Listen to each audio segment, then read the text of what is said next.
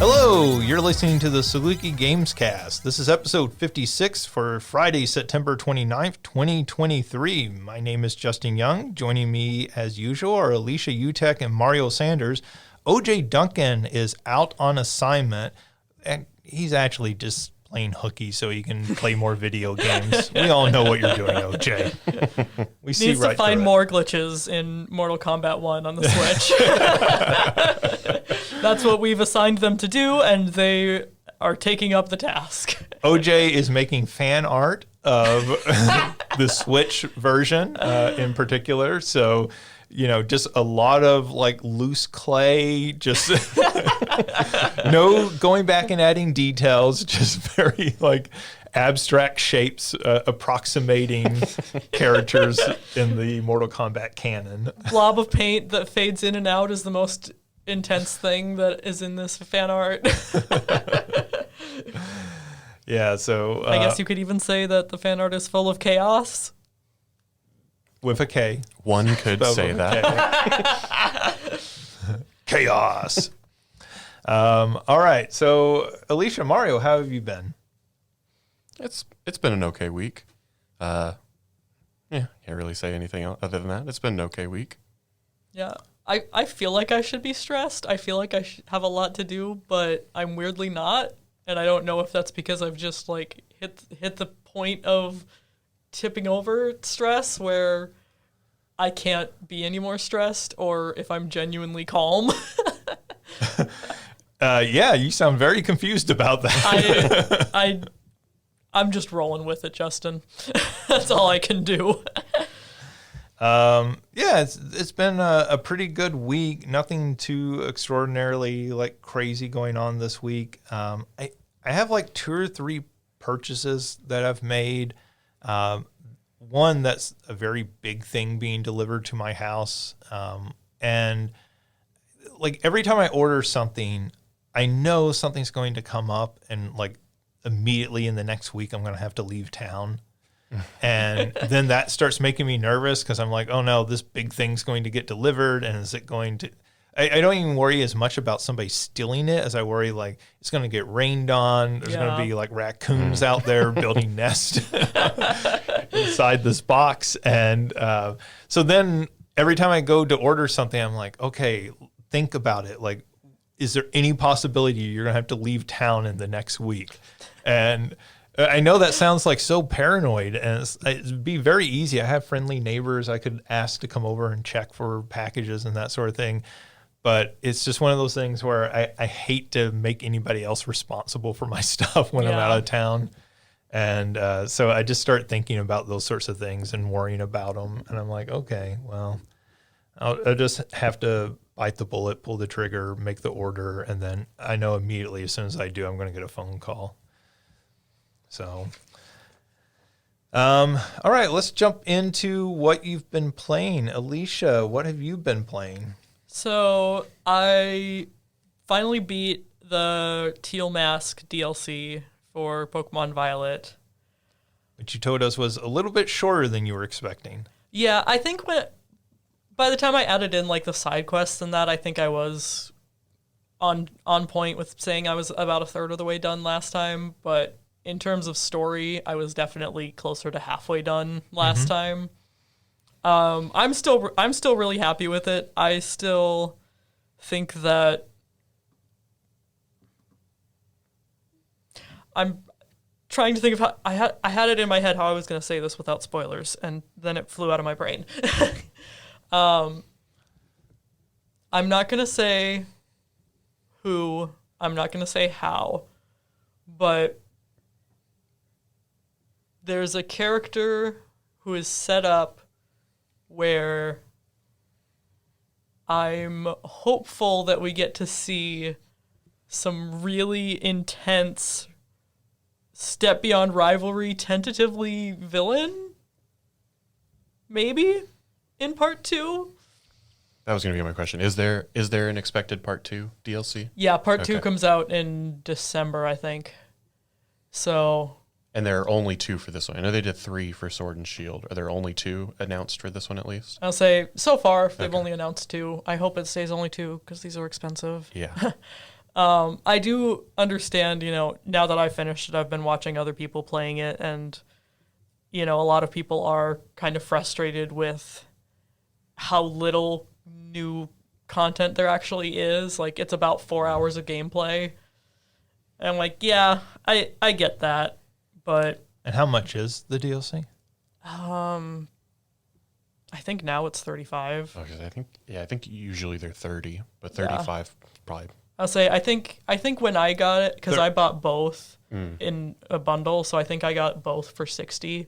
But I think buying it individually now is 35. 35 for 4 hours. That is pretty expensive. Yeah. So like I definitely see that. I think, and the other thing that I see that it is a very valid complaint is, okay, it's fun to have these old Pokemon back, especially a lot of Johto Pokemon who we haven't seen in a long time. But there's really only like 5 new Pokemon in the DLC. It's like, yeah, I get that frustration, because that is something that, okay, you want to go around and complete the Kitakami Pokedex, but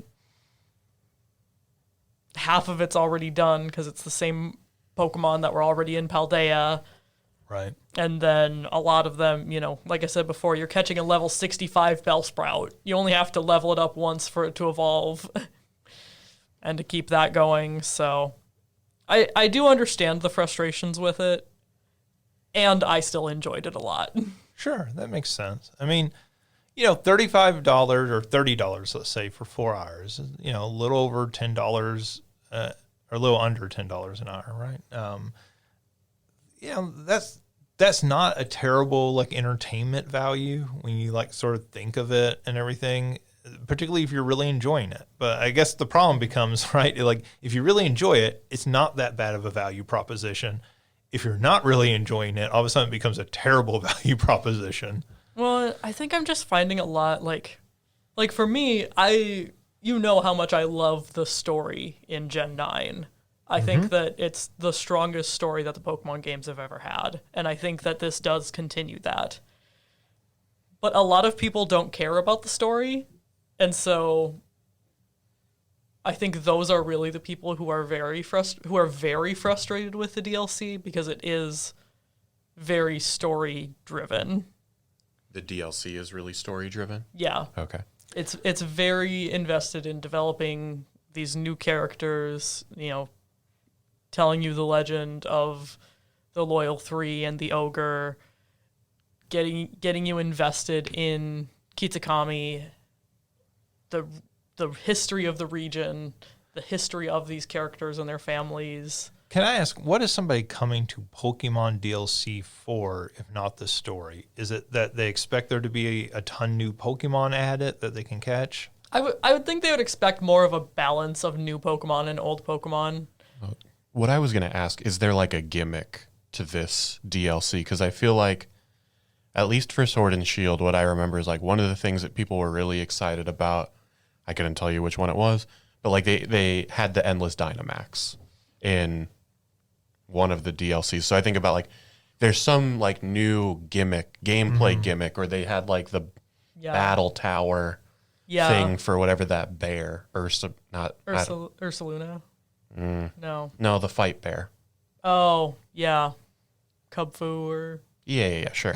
I'm sorry. Out of context, that whole exchange, the fight bear, it just sounds so ridiculous. But carry on. There's like a karate bear. Yeah, I know what Pokemon you're talking about. I never did that part. I was right. It sounds ridiculous. And like is that Kung Fu Panda? Basically, and you like went through like like all these different towers to get it, and you got to choose like its typing or something like that, right? Yeah. I don't know. I'm not as big of a Pokemon fan as I put on, but it really doesn't. You know, honestly, a lot more than I do. Who knew Jack Black was a Pokemon? He did Pokemon before Bowser. Yeah, it does have a mini game that you can play, and so one of the gimmick things for Scarlet and Violet was that you could have online play. Your friends like come and explore with you in your, and so having friends do that does make that particular mini game easier. Is it unique in any particular way? Like. Well, I guess what I mean by that, and I maybe didn't hear everything you just said.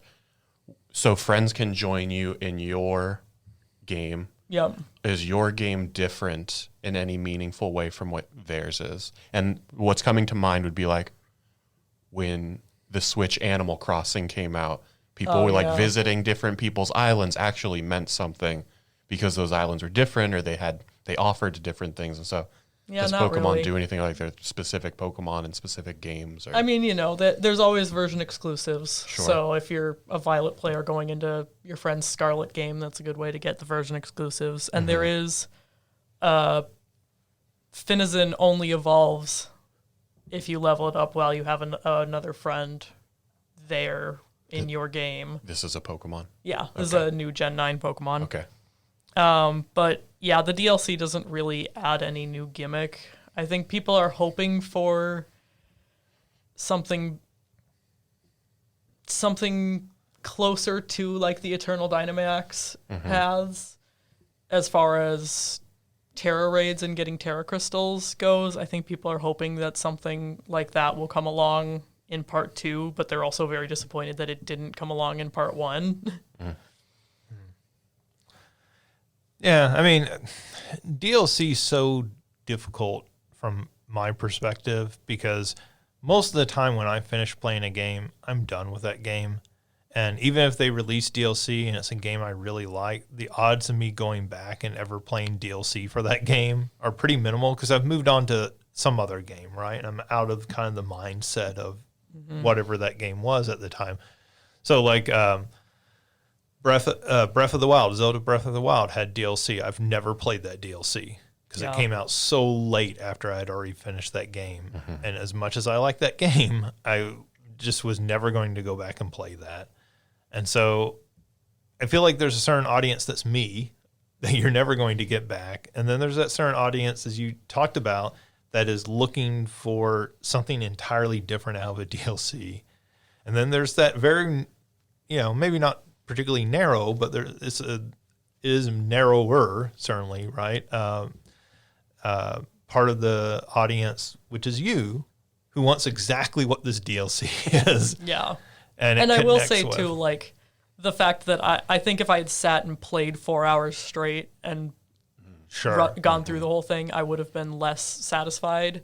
Whereas the fact that I did break it up and take some time, I got through the whole main story, and then I did that side quest, and then I did this side quest. Sure. Yeah. So I definitely think that the constraints of grad school, meaning I can't sit and play Switch for 7 hours a day. I mean, you could. You just wouldn't pass your classes. Yeah, it wouldn't end well. I would be in some meeting where somebody was talking about, well, we have one grad student that we're having trouble with, and I would wince up at it. Yeah. But yeah, I'm very similar where like if it's not a game that I really care about, like I was done with Pokemon Violet for the most part, I opened it up occasionally, but like I don't do shiny hunting, I don't do any of that. I did finally get my first non-guaranteed shiny because the red Gyarados doesn't count. But I did finally get my first shiny in the wild after 20 plus years of playing these games. Nice. So I am very happy with that. Well, congratulations. Thank you. But so yeah, I definitely had not put in Pokemon Violet in a couple of months until the DLC came out. And now that I've beaten it, I'm probably not going to play it again until part 2 comes out. Right. Is there a release period for that? I think early December. That's what I wanted to say, so that is probably right. So probably over winter break I'll be, because early December is going to be busy. Sure. But Well, I mean, December seems like a good time to release something like that, as you say, for Christmas break when you know, a lot of people do have some time down where they could actually play through something like that. All right. Well, cool. I'm glad that you enjoyed it. And, if other people don't, that's fine. Like, that's... Yeah. And I don't taste think is anyone... subjective. And I don't think anyone despises it. Right. They just don't like it. They're not mad. They're disappointed. Exactly. Dude, good job referencing the conversations that the audience didn't hear. We like our inside jokes, particularly if they're ones that our audience has no way of knowing. All right. Anything else? Yeah. So one of the side quests is very much referencing and throwing back to Pokemon Legends Arceus. So, of course, once I finished the Violet post game, I was like, well, I'm still in a Pokemon mood. So I pulled out Legends Arceus, which was honestly really great because, like, when I first got the game, I was still dating my ex at that time, and so when we played it together, it was really he was playing, and then like we were doing voice acting with it and whatever, but I was mostly Googling hints. And so when we broke up, it was a game that I put away and like I couldn't look at, I couldn't deal with. And so this is the first time that I've taken it out and actually played it. Mm-hmm. And man, it's so good. It's so good. And you can really tell that it's two different teams working on the Legends game versus working on Gen 9, just when you look at everything from the art style to the way that the game is to every NPC has a name. Mm-hmm. And just every NPC you can interact with. Whereas Scarlet and Violet are much even a decrease from Gen 8, where you walk by and they get little pop-up speech bubbles, but you can't interact with half of them, And even the DLC, there are 3 other students from your academy who come with you on this field trip to Kitakami, and they don't get names. They don't get anything distinct about them whatsoever. Right. It seems like Arceus was much more interested in world building. Yeah. I mean, it's certainly interested in lore building, right? Yeah. And so, like, as a story nerd, I'm really enjoying that aspect, as well as kind of the reclaiming it for myself of like, because when we were dating, I was using his Switch, like I didn't have one, and so when we broke up, I was like, okay, I'm returning your Switch, but I'm keeping the games that I bought. I'm buying myself a Switch, and I'm keeping the games that I bought. And so, being able to just like take it out and play it again, and play it for myself without feeling like I'm going back to a place of being devastated post-breakup is really nice. I'm not much of a Taylor Swift fan, but I hear she has a song. I'm returning your Switch, but I'm keeping the games I bought. So she could put that song out tomorrow, and it would be like a #1 radio hit. Billion streams on Spotify. Yeah. No, the title would be shorter. The title is like a Fall Out Boy title. Okay, yes, fair enough. I'm returning your Switch. Yeah. I was gonna say it's gotta have keeping the games. Arceus. My Arceus now. I don't know. No, I feel like the Taylor Swift song would be called "Keeping the Games." Yeah, because it works on 2 levels. Yeah, like don't get too mean to my girl here. She loves her Easter eggs, apparently. That she does. My favorite meme was she had something where you had to solve a puzzle on Google, and when so many people, 5,000 people had solved this puzzle. She was going to announce the release date for her next remake album. And somebody had posted, we're all so lucky that she became a big music star and didn't pursue her career as a serial killer. And then somebody responded and they said, Taylor Swift is so close to Jigsaw, isn't she? Oh, man. Oh, man. Yeah, it's kind of weird, isn't it? Taylor Swift would be a good gender-bent Riddler. Yeah. I mean, they were talking about her to play Dazzler in Deadpool 3. I would be down for that. But I think gender swap Riddler is even like more fun and everything. And we could actually get Riddler instead of this version that they said was Riddler in the Robert Pattinson film. Oh, okay. That wasn't really. I say Riddler was in a Batman movie recently. The last Riddler I know of was Jim Carrey. Yeah. Yeah. No, the Robert Pattinson one's the first time since Jim Carrey. Okay. And that character is not Riddler. He's Which one, Jim Carrey or this new one? The new one. Okay. neither really, but Well, at Jim least Carrey's closer. I'll say at least Jim Carrey still brings the fun to it. Like, Riddler's whole thing is just that he's a smug little brat sometimes. And, like, the new one's just not. He's the Zodiac killer. Yeah. Okay. Well, maybe a little too serious. Way too serious, way too edgy the hedgy. I see. It's the worst part of that movie. Yeah. And I actually think that's a pretty good take on Batman overall. Yeah. But like he's like really bad.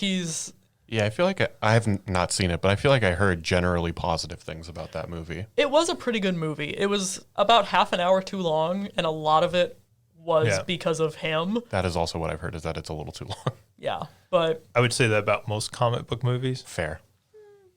Most comic book movies are a little too long. I think they're moving in that direction. I think earlier ones weren't, but There's some rumor that the Marvels coming out at Thanksgiving is going to be the shortest movie Marvel has ever made, and people online are flipping out about it. And I'm like, no, that's actually probably a good thing. Like, make it a tight, like, fun adventure movie. Well, I know that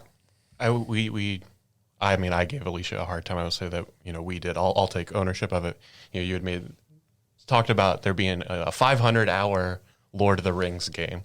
But just thinking about like the length of games, and we talked about it with the DLC of, 4 hours for $30. I'm really glad that it seems like games have seemingly adopted of like, okay, if we can make this to be like a 15-hour experience, that's good. Like, I don't need these 60-hour just to get the storyline. That's fine every once in a while.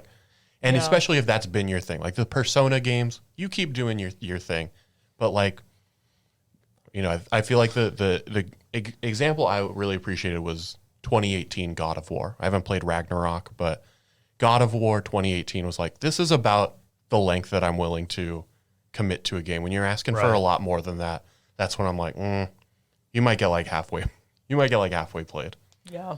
I think that's a good point too. Like, if it's a game that's like Final Fantasy, I expect to be. Sure. But like Pokemon, as much I love Pokemon to death. I wouldn't want to play a 75-hour Pokemon game. Yeah, I think generally that's true. I think the one area where it's not been true is with a lot of, as Alicia's knowing, some role-playing games. Yeah. Whereas, like, you go back to 16-bit role-playing games, they were 40 hours or less to play through them. Often down more like around 20 to 30 hours. And now you're seeing a lot of role-playing games where people are like, yeah, I'm 90 hours in and it's just opening up. And I'm like, if I was 12 and I had unlimited time to just play a video game, great. But like, I don't. And so that just that instantly turns me off from a game. Yeah. Because I'm probably never going to finish that game. Yeah. So a group of friends, we would do blind RPG races where we would just race through the entire game. And there are just certain games where it's like, no, you can't touch that because it's way too long. And so it's like the Paper Marios, like they're long, but you can get through them in a Right. reasonable amount of time. Or what's another one that we did that was good? I know a game that OJ really likes is Final Fantasy Mystic Quest, which was meant to be a little bit shorter, meant to be more accessible, I think, particularly for a Western audience. Right. So it's like, I appreciate that. I feel like, and maybe I'm wrong, but I feel like game developers have realized we don't need more is not always better in a sense, like a tight story. And to bring it back to, the Marvels film. Yeah. I think if you can tell a tight story, like that's what people want. You don't need all of these intricate moving parts. Yeah. I mean, I'm a big movie buff, but I sometimes think that movies should be shorter. Yeah. I think as I tell people, most media is better if you trim the fat. Mm-hmm. And all the best Disney movies are under an hour 20. Yeah, I mean, all their animated films used to be 80 minutes. Mm-hmm. I mean, and you start getting animated movies that are over 2 hours long, and you're like, maybe some of them need this, but do they really need this? Mm-hmm. Well, and you start getting ones that are. Harry Potter needed to do part 1 and part 2 of the last book, but it started a trend that everybody's got to do part 1 and part 2, and I'm so all the over way that. Fiction adaptations suddenly went to 2 parts. What was like? I remember you when I first saw the trailer for it, that the newest Mission Impossible was going to be part 1. Right. I was like, really? Mission Impossible is now getting the part 1, and I saw it. And I like it. I mean, those are usually like mindless fun. I enjoy those kinds of movies for the most part, and I thought it did a good job. But I was like, I feel like you don't need to call this part 1. Just call it its own movie. Yeah. And you say like, this same villain might return for another story. But yeah, it was That's how I felt with. That's honestly how I felt too with Across the Spider-Verse.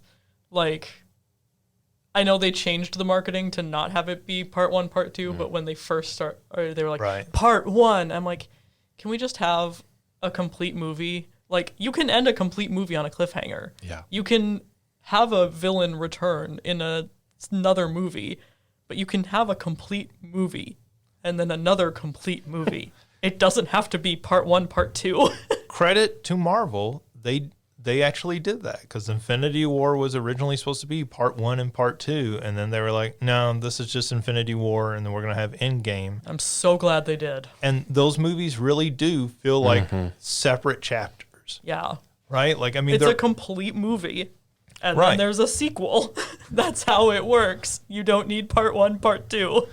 Yeah, I mean, I think that's generally true. And, I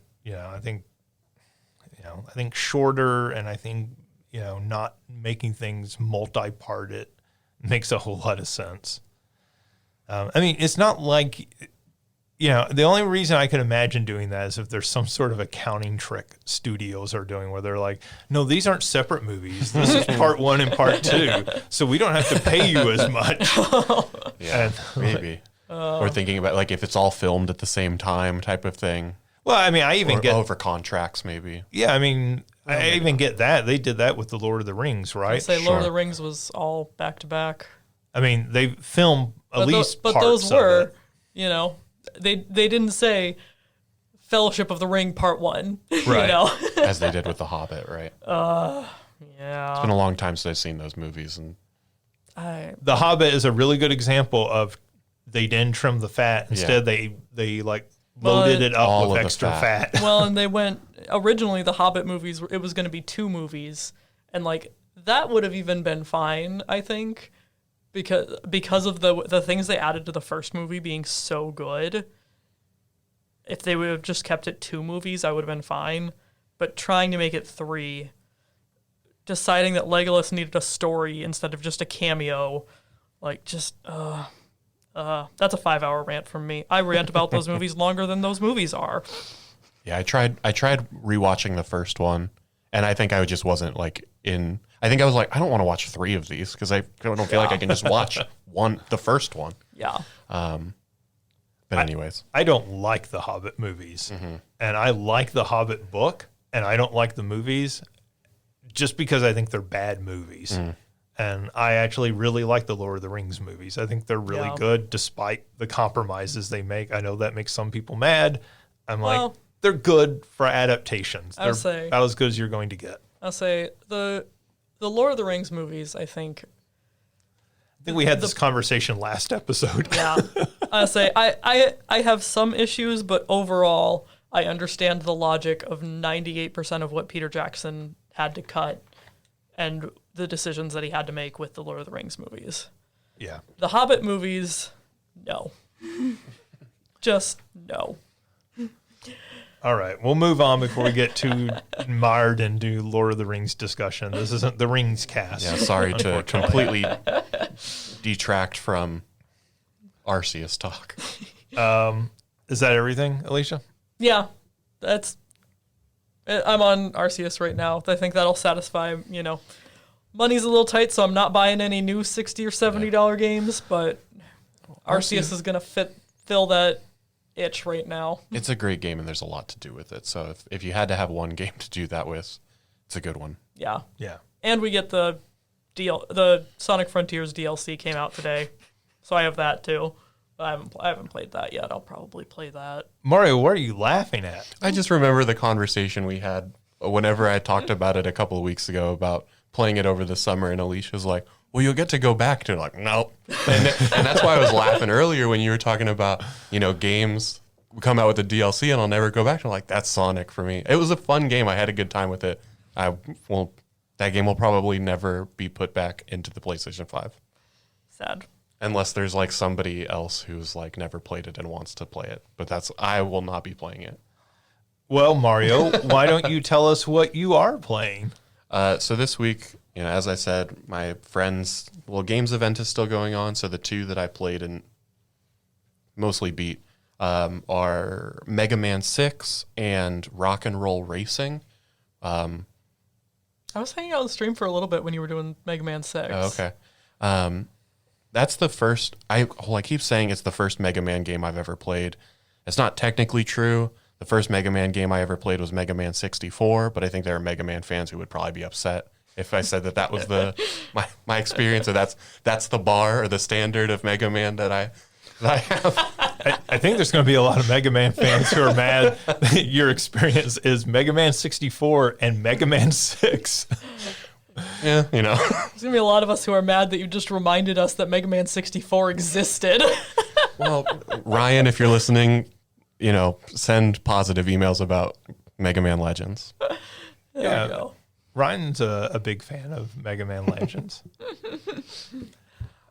So what do you think of Mega Man 6? It is an actual Mega Man game, a more traditional, I guess we should say. Yeah, it was good. It took a while to get the hang of it, just not having the familiarity, and so getting used to the movement. So, I think the first Robot Master took me quite a while, and I think also just because you only have the Buster for the first one, right, before you can get the chain of all their weaknesses. But so the first two levels probably took me as long as the rest of the game did, to be honest. But yeah, I had fun with it.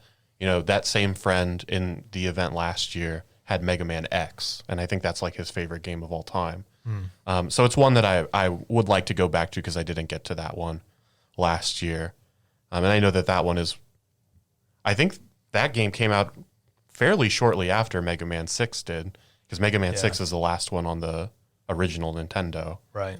But yeah, like I said, I had a good time. And so we were talking about it afterwards, and he's like, it's a very different game, X is, than the sort of main lines. There's obviously a lot of overlap, but I guess they play very differently, is what, he sort of got at with things that you can do. But overall, I had a good time. I think X is a lot more like the mainline series than say 64 is. Oh, of course, absolutely, yeah. Oh, he begrudgingly recognizes Mega Man 64 as a Mega Man game. He talks about how disappointed he was. He's like, "Oh, 3D Mega Man," and it was not what he was hoping for as a child. Yeah, it's not the game that you expect it to be. Sure. So I get that. But yeah, I think at the beginning, because I was struggling so much with it, I was like, maybe this just isn't for me. There are some types of games that just aren't for certain people. They just don't click. And I was like, it's possible. This game is 30 years old. It it's 1993 is when that game came out. Right. And so I was like, it's just I missed the boat on Mega Man. But by the end of it, as I had gotten more of a hang of it, I like I said, I enjoyed it. I would recommend going back and playing 2 and 3. Yeah, those are I feel like 2 is the one that Yeah. is the big one that people. I think if you talk to most Mega Man fans, they'll say it's 2 or 3 is their favorite. Mm-hmm. And so, like, for me, it's 3, though I get why people say 2. Mm-hmm. Just know, if you play 2, you have to get the Leaf Shield in order to beat Airman. Okay. Have you ever heard, I cannot defeat Airman? No. Okay, I'm going to send it to our group chat later, because it is iconic. Is 2 the one where you get the snake gun? No, that's... Is Snake Man 3? Snake Man it might be 3. Okay. I don't know. I always think that's really funny that you just have the buster that shoots out snakes. I always forget, like, Which one is which? Yeah. Maybe Yeah. which one has which bosses. If you asked me 5 years ago, I could have told you every single one, but now I'm like, I remember who's in 1 and 2. Mm-hmm. I mean, they're just, those first 3 games are all really great. I think 1 is harder to go back to. Mm-hmm. 2 and 3 just have so many improvements over it. Mm-hmm. And then as those games went on, I think they, a lot of people kind of switched over and start playing the X series instead. And Mega Man X is a very good game. Yeah. There's 11 in the mainline series? I think I don't know how many X's so. there are. Yeah. I think there's at least 6 in the I X think series. Either there is 6 and we're waiting for X7, or there's 7 and we're waiting for 8. I know that the last X game ended on a cliffhanger. And it's been years. So 20 years. Do be aware of that. Yeah, I mean, But so this is a friend that I've made through streaming, and he was doing like a little series that he was calling Mega Man Day. So he was every Monday he was playing a Mega Man game as he went through all of them. And I think it's like there are a lot of Mega Man games when you include all of the spin-offs of like the battle networks, and there were like the RPGs on the GameCube and Mega Man Soccer. Have you ever seen that image online? I feel like it's circulated quite a few times where somebody has a picture of every Mega Man game and it's just filling an entire room. And like you don't realize how many Mega Man games exist. Like I don't even think about it because I'm like, oh yeah, there's like, I don't know, 10 Mega Man games and 6 Mega Man X games. And then like you start seeing this and you're right. It's all these like, here's the Game Boy version, which is an entirely different game. And here's this game. And you're like, oh my God, there's like 150 Mega Man games. There are a lot. I don't remember. I want to say I was going to say 60 something, but I couldn't tell you. Yeah. There are a lot. there are so many. But I'm glad to have had the experience. I mean, like it's a classic franchise, classic character. That's one a while back when I'm sure had to have been brought up at some point for the Mount Rushmore conversation that y'all had. Yeah. At least I'd like to think he was. We can pretend like he was if he wasn't. No, I feel like he was. Yeah, I'm pretty sure he was. Because But I know he didn't. always think that conversation, I was just laughing. Because Mega Man is how I got into watching Let's Plays on YouTube. Because my sister and I found there's a Japanese artist, musician, Hyadane, and we found his songs for the Mega Man 2 Robot Masters, and then from there we found Rome Mithril playing Mega Man. And this was 13 years ago, and so our mom was like, why are you watching people play games instead of just playing them yourself? And we're like, because we don't own them, Mom. Oh, Mom, you just wait. Why are you talking about video games on a podcast instead of playing them? It's going to get so much worse, Mom. But yeah, like I said, I'm glad to have had the experience. And then Rock and Roll Racing was the other one. I have made my feelings about racing games pretty clear. Honestly, it's not too bad though. And it feels like it should be a lot worse because it has an isometric camera, which does add some jank in terms of like perspective, in terms of like it feels like when you're looking at it, you should turn left, but you actually need to turn right. And it also means like, do I need to hold left to go this way, or do I need to hold right? You're in Cars rules. Remember that in the Pixar Cars movie? Sure. Turn left to go right. Yeah. And so it feels like it should play a lot worse than it does. I think particularly because of the isometric perspective. But honestly, it's not that bad. Have you never played RC Pro-Am? No. Get Rock and Roll Racing's name out of your mouth. Okay. No, I'm just teasing you. Yeah, so that game is sort of like a spiritual sequel to RC Pro-Am. Okay. RC Pro-Am is for the NES Mm-hmm. and was like a widely beloved racing game at that time and everything. And so then Rock and Roll Racing comes along and, is very notable for it using like licensed music, like Sure. licensed chiptune versions. Yeah, I think the ones that stood out were like Paranoid by Black Sabbath and Bad to the Bone and stuff like that. But yeah. Yeah. Nice. And that game, for a very long time, they actually had difficulty. It was like one of those games that just fell in out of like release. So like when we talk about games that you can no longer commercially get, that was one of those games because of that music in it. Yeah. Mm-hmm. So a couple years ago, Blizzard, who owns the rights to that game, put it out as part of a collection. Mm-hmm. So I'm assuming you played like an emulated version of this? Yeah.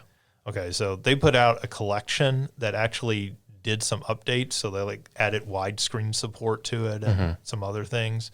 But that was a big deal about like getting the licensed music back into that game. I was going to say, did they have to replace, because I'm thinking of like when WKRP in Cincinnati first aired, Right. they had all the real music, but then when they had to go back and edit in just like generic music because they couldn't keep the rights. That's the reason a lot of TV shows, particularly like shows from the era of like the 80s and stuff, like aren't available on streaming or to purchase on DVD or something. It's because Miami Vice is another example of that, where they did not have the rights to that music. And now to go back, it's so cost prohibitive to put that back out now and license all the music for it. So same with a lot of MTV shows. It's kind of funny because a lot of MTV shows aren't available on streaming and people get mad about it. And it's like, yeah, like MTV was just using whatever was the most popular music at the time in episodes of Road Rules. And like they cannot afford to go back and license that music now anymore. So sorry, we got off track. You talking about Rock and Roll Racing. You talking about the bundle. I feel like I did see that as I was Googling about it when he had first announced it, and as I was playing it, just sort of looking into it more. I feel like I did see other, like, I don't know if you consider it to be like a series of games, but that it was connected to other ones. So that's cool. I guess I didn't realize that. Have you played Rock and Roll Racing? Mm-hmm. Is it play similarly to RC Pro-Am? Yeah, it does. I mean, because they're both playing from that isometric view. Like it basically is playing from the exact same perspective and everything. I mean, Rock and Roll Racing is a little bit more of an advanced game, so it's a little bit different in that. But yeah, there's quite a bit of similarities. I think generally people view RC Pro-Am as the better of the two games, but I don't know how much of that has to do with nostalgia. Looking back at it, because that was like, again, like one of those, like, this is the game everyone has for the NES and plays. But yeah, I mean, to go back and play RC Pro-Am today, which is something I have done recently, you go back and you play it and you're kind of like, yeah, this is really a whole lot of fun. Also, this game feels incredibly cheap at some point and is incredibly frustrating. And part of it is because of that perspective, right? Like, it's one of those games of that era where it was very much about memorizing the course. Yeah. Like, that's what I'd noticed as I was playing through it, was because of that perspective. I was like, no, this is where you're at on the map. And this is, so you need to, it felt like I needed to prepare ahead of times for like where turns were going to be, or, you know, the first lap is kind of just like figuring out what the course was. And then the second, third, and fourth was like really nailing it to either catch back up or, you know, get what I needed to get. So, yeah. But, you know, and I mention it because that, before playing it, created a very healthy skepticism of what the experience was going to be, but it ended up playing a lot better than I would have guessed. So good for Rock and Roll Racing to get a non-racing fan or a racing hater even to say something relatively positive about your game. Yeah, RC Pro-Am is in that Rare collection on Xbox. Oh, cool. I'll have to look into that then. They had to change it because in the original RC Pro-Am, you are collecting the letters to spell out Nintendo on the course. And so when they put out that new collection, they changed what you spell out, which I forget is some other word that's the same number of letters as Nintendo. So maybe it's like champion or something like that. I forget what you spell out instead. But yeah, that would be a good way to play it. I mean, or you can just, you know, get a ROM if you want to break the law. No, I mean I've got a Game Pass, so I would definitely look into it. But I think it's still a fun game. I think both of those are still fun games to play, but like they are very much games you have to kind of look at it, understanding the context in which they were released, right? Like going back and playing them now, you can very quickly go, why in the world did they make the game look this way? Like this is like the worst perspective. And it sort of reminds me of like going back and, you know, looking at the Play Action Football series on, well, I guess that was both on the Nintendo and Super Nintendo. And, you know, where at the time, football games were either horizontal or vertical in orientation, and this one's diagonal. So you see a diagonal view of the field and everything. And I go back now and I'm like, this is a horrible decision. Why did they do this?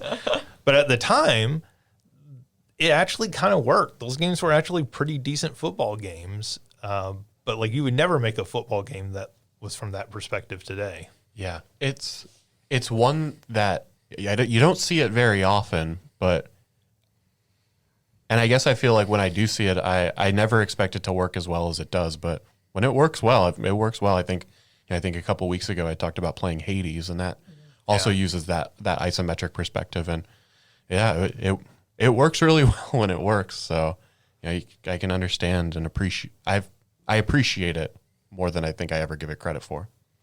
Yeah, I think isometric as a perspective can be really challenging. And I mean, it has to be the right game. And even then, you know, there are certainly limitations and issues with it. Like I love Zaxxon, which is a isometric shooter. It was an arcade game originally. It did get home ports eventually, but I love that game. I think it's a fantastic game. And yet when I go back and I play that game, I'm always reminded, oh yeah, like it's really hard to tell like your height in this game because it's a isometric shooter, but you can move up and down and you have to move up and down to like avoid things. And it can be really difficult to like figure out what height am I at right now. I think a lot of the handheld Tony Hawks used an isometric, and I remember playing some of those, and I was just like, I have no idea where the hell I am relative to, you know, either picking up the skate letters or whatever. And so, yeah. Those Game Boy Advance Tony Hawk games were actually really good. Like, but yes, the isometric view created problems that the 3D version did not have. Yeah, absolutely. All right, anything else? No, that's basically it. Mostly those two. Okay. Well, since OJ is not here, I will talk about Sea of Stars, which I kind of wanted OJ to be here to talk about. So I played a little bit of Sea of Stars. I certainly haven't finished it like OJ has, but I like what I've played so far. It is very much scratching that itch of 16-bit square role-playing game. So, it very much has that feel of a Secret of Mana or Chrono Trigger. And so, even the art style and everything, it's actually prettier than a 16-bit game. So it's really more kind of a 32-bit RPG, but it's 32-bit RPG before they all start looking like Final Fantasy VII. Mm-hmm. So maybe more a Suikoden style game, or Suikoden is how I heard somebody pronounce it recently, which doesn't sound like it can possibly be right, but maybe it is. But yeah, so is it very much in that style of those sort of 16-bit, early 32-bit role-playing games. It's really pretty.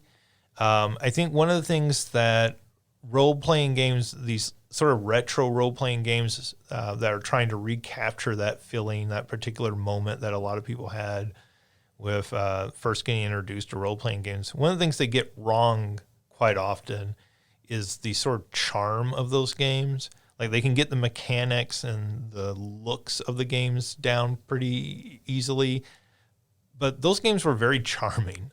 Yeah. They had that sort of light fantasy style down very well. And when you go back and you play some of these modern sort of tribute games to that, they often get that lightheartedness and that whimsy wrong. Yeah. And this game just starts off with a ton of that, and instantly making you very much like the characters, like the world that you're involved in. So it's just charming right out of the gates. And it, when OJ was on and said that, it instantly won him over, like, that's how I feel about it. Like, it just instantly won me over, where I want to play more of this game. And so I probably will keep playing it. I have something else I'm going to play here fairly soon, hopefully. But I'm probably going to spend some more time with this going forward. And so, if you want to hear what OJ, I think last episode OJ talked about finishing that game and kind of general reactions to it. So you can go back and listen to that if you're really interested in it. I think that was 2 episodes ago, because I want to say last episode was almost all Mortal Kombat. Oh, yeah, you're right. Yeah, so 2 episodes ago, episode 54, go listen to that. You should have already listened to it. What am I saying? All right, that's what we've been playing. So let's move on into the news. And this is probably the big story of the week. Epic Games has announced they are laying off 830 employees. I think they said around 16% of their total staff. 2/3 of that 830 employees are outside of core development. So what I read was, this is going to be much more people in your marketing and PR and those sorts of positions, not actual game development. But that still leaves 1/3 of them in game development, in core development, right? Yeah. So this is not to say that we're just getting rid of the communication people, blah. We're also getting rid of some of the people who are actually making the games. Before we get into the rest of this, I will note that before the podcast began, excuse me, Mario, you pointed out that they have noted they are giving these employees getting laid off 6 months of severance. So severance being pay, but also additionally health care for those 6 months. So that is a positive spin on this, as much as you can view getting laid off positively in any way, right? Yeah, that's why I was like, I don't want a silver lining this thing, right. But that is a silver lining. It's not a great situation, but it is a silver lining that's like, okay, it could be so much worse. That doesn't mean it's good right now, but it could be worse. Yeah, I mean, this is, 6 months is enough maybe for people to find their footing, hopefully, we hope. Obviously, our hearts are with the people who've lost their jobs, right? Like, this is always quite sad to see somebody lose their job. Let's see. As part of this, they're divesting ownership of Bandcamp and Super Awesome. So Bandcamp is a music distribution platform that they purchased, which people thought was going to be integrated some way into Fortnite. Remember, they also own Harmonix now. So they own the original, creators of Rock Band. And so people thought that this might tie into that also in some way. And come to find out, it's having nothing to do with anything. They're just getting rid of it. And Super Awesome, as far as I could tell, is some sort of marketing company that particularly targeted youth. So you can kind of understand the reasoning there and how that ties in with particularly Fortnite, but they are also getting rid of that.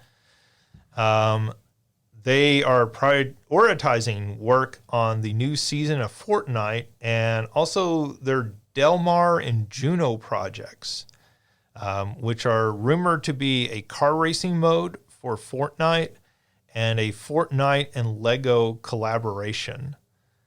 So Delmar, the car racing, and Juno, the Fortnite and Lego collaboration. So I assume the Fortnite Lego collaboration is something in game and not like, hey, we're going to make Fortnite Legos. I imagine there already are Fortnite Legos, but I'm not 100% sure about that. This has apparently particularly hit Mediatonic particularly hard. They are the makers of Fall Guys. They did put out a statement saying, hey, we are still working on Fall Guys. We're still going to support Fall Guys. But, it's important to understand, like, Epic Games did buy up a lot of these kind of smaller publishers. So they bought up the makers of Fall Guys. They bought up the makers of Rocket League. And, when they start laying off people, that can also mean as part of those studios, which understandably would worry people who are big fans of those games. I was kind of looking at this story and, a little context and background for Epic Games is, Epic Games, obviously part of their business is the Unreal Engine. That's where Epic grew out of, is making the, Unreal and then licensing that engine out. And then they've really made most of their money off of Fortnite, when Fortnite just blew up and became the biggest game in the world, seemingly overnight. And they took a lot of that money they made off of Fortnite and then put it into buying things like Mediatonic and buying the makers of Rocket League. I forget their name offhand. I'm sorry. Do they also own, or did they buy the company that, was it Voyaho or something like the ones that make Genshin Impact and Honkai? Because I know at least I feel like on PC, those are exclusively through the Epic store. No, I don't think so, unless they might have some investment. Okay. Or actually the company that makes those games might have an investment. It might be one of those Chinese companies like NetEase or something does have an investment in Epic Games. Okay. I'm not entirely sure how that works. But then part of what they did with all that money they made is they created the Epic Games Store. So speaking of which, on PC, and they really have invested a lot of money to make that a competitor to Steam, which has included giving away free games every week for like the past 3+ years of that service. So every week you can log on to the Epic Games Store and get like 1 or 2 free PC games. And this has not just been like little no-name indie games. This has included some very big releases and everything that they've included as part of this. And I have on my Epic Games Store account some 200+ free games, but I don't have a single game that I've actually bought. So my point being, I think a lot of people have taken these free games, and every time somebody takes one of those free games, it costs them money. Yeah. And I don't think a lot of people have bought games on that. And I feel like the Epic Games Store has been kind of a disaster for Epic. And it was sort of their move to like channel all the, everybody has a Fortnite account. people are spending money on Fortnite. Surely if they're spending money on Fortnite, they'll take some of that money and spend it on other games. And that looking at this and looking at their financial situation, they said, hey, we are spending more money than we're actually making. It kind of feels like, this is one of those albatrosses around their neck. Yeah. Yeah, I'd be willing to say that my Epic account is basically the same thing. I don't know if I've ever bought a game on Epic, but I don't think I have 200, but probably 60 to 70 games that, I just, whenever Thursday rolls around, okay, see what new games there are.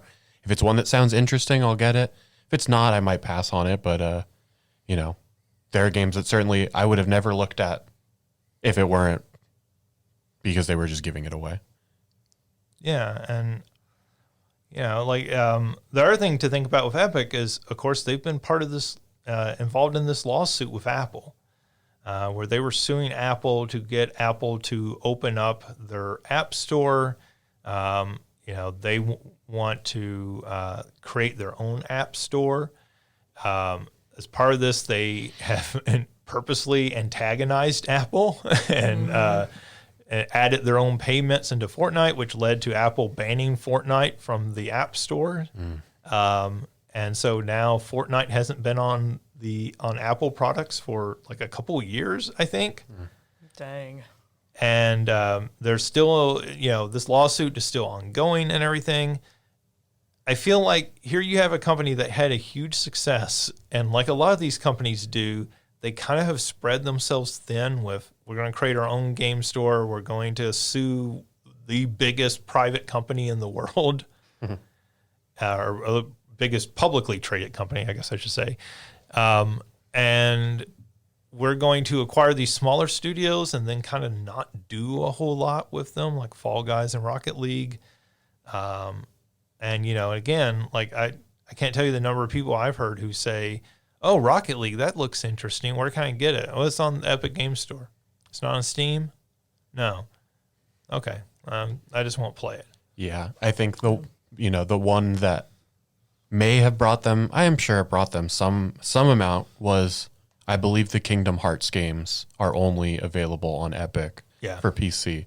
And so I know I had friends buy those, but I don't know what else you would necessarily go there for aside from those very specific ones of Rocket League or Fall Guys or whatever. I downloaded the Epic Store for like a day to try out Fall Guys, and then I don't have a gaming PC. I don't have great internet, so just trying to play it was a disaster. So I was like, okay, cool, I'm uninstalling this now because I need space on my computer. Well, Fall Guys is a really good game. Yeah. Rocket League is a really good game. I love watching my friends play Fall Guys. It's on the Switch. Yeah. I guess that you'd still do need the internet for that, but yeah, you can come to campus and play it. True.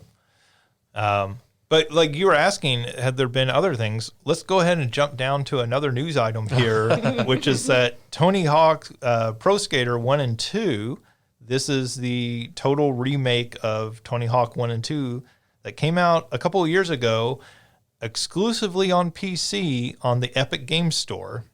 So part of what they were doing on the Epic Game Store too is they were buying exclusivity for a lot of these games. So Tony Hawk's Pro Skater 1 and 2 was one of those. They bought at least a year exclusivity.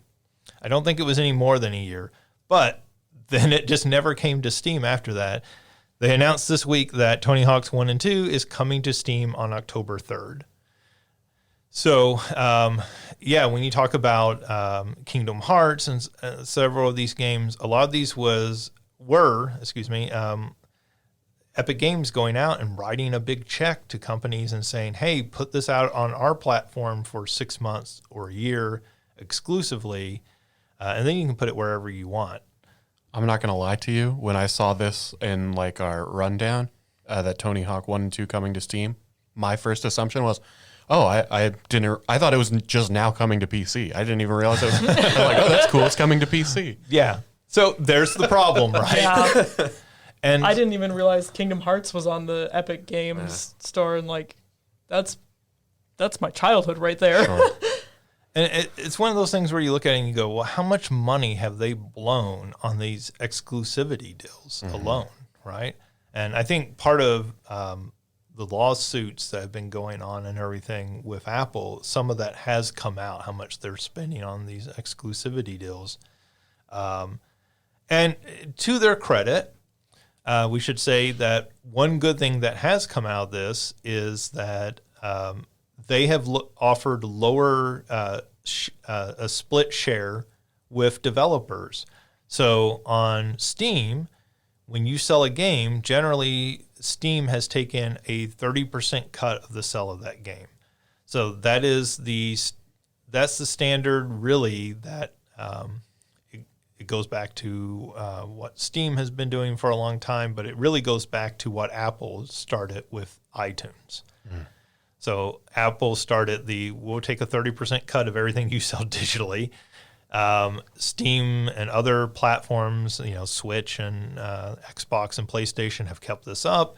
And then when Epic entered to get more developers to come and put games on the Epic Game Store, they said, hey, we're only going to take, I think it's 12% that they take, and you get the rest. And in fact, just recently they announced a deal where, hey, you get 100% for the first 6 months if you release exclusively onto the Epic Game Store. We won't take any cut for the first 6 months. And, all of this is money. I say, Sure. Being better human beings, but terrible business practice, unfortunately. Yeah, and I mean, maybe they could do this business practice if they were in a more competitive position, right? Like Microsoft could maybe get away with this versus Sony. Yeah. But Epic is at such a disadvantage, and I think we're seeing the outcome of this, which is that they're bleeding a lot of money. Despite all the money that Fortnite is bringing in. I think the other thing that's interesting about this story to me is it makes me wonder, what is the current state of Fortnite? Because none of these games stay at that level of popularity forever. Yeah. And I know somebody's going to write in and say, what about RuneScape? But RuneScape's not as popular as it once was. I can't imagine. So I feel like, at some point Fortnite starts to wane. What do you have? And obviously a lot of this was them trying to invest in the future, but it feels like a lot of these investments haven't panned out for them the way that they hoped. You also have to wonder how much more successful would Fortnite be if it was available on Steam. So, Sure. Let's see. Moving on. Jim Ryan is retiring from PlayStation coming this March. That will be after 30 years. So the top dog at PlayStation is stepping aside. Dang. So it could be potentially interesting. Could be a new could mark a new shift in their strategies and everything. I think a lot of people feel PlayStation has become slightly stale recently. Not as exciting, not doing as interesting stuff as Microsoft is doing. They feel like they're kind of playing catch up when it comes to Game Pass and porting their games to PC and everything. Obviously, PlayStation's getting better about that. We're seeing more PlayStation games come to PC. They're certainly behind in cloud gaming compared to Xbox.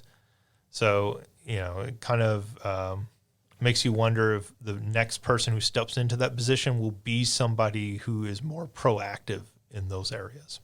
It's interesting that you say that, because I would not have said that. But I think you're right that technologically, if that's the right word, Sony is behind. But I think in terms of the games that they're putting out, that those they're kind of crushing it in terms of the actual games that they're releasing. That those are doing incredibly well. I'd say the Sony president hasn't had to apologize for a game being released on the system. Not recently, at least.